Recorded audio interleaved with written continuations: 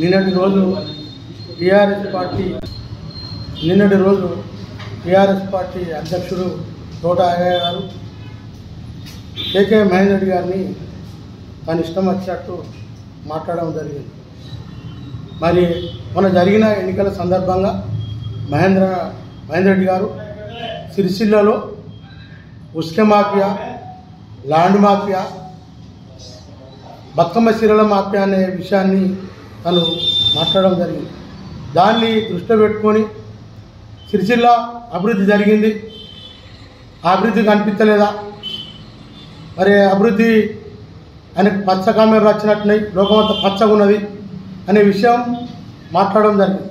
మరి నిజంగానే అభివృద్ధి జరిగితే సిరిసిల్లలో వాగుల ఉసుకే ఎంత వేయింది, మరి ఆ ఉసుక వేలంత మాత్రం సిరిసిల్ల అక్కడ అభివృద్ధి జరిగిందా? కోట్ల రూపాయల ఉసుక తరలించకపోయి అక్కడ జరిగింది 10 పైసల మందం అభివృద్ధి లేదు. మరి దీని మీద మీరు ఎక్కడన్నా మీటింగ్ పెట్టినా, మీరు ఏడికి రమ్మన్నా ఈ అభివృద్ధి ఉసుక గురించి ఖచ్చితంగా మేము వాడికి వస్తాం. లేదంటే స్థానిక శాసనసభ్యులు, గతంలో మంత్రులు, మరి వారు సిబిఐ ఎంక్వైరీ పెట్టి మరి వాగుల ఉసుకే నిజంగానే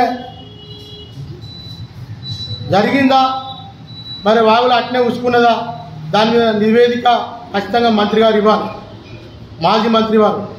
మరియు ఇంకోటి ల్యాండ్ మాఫియా. మరి ఈరోజు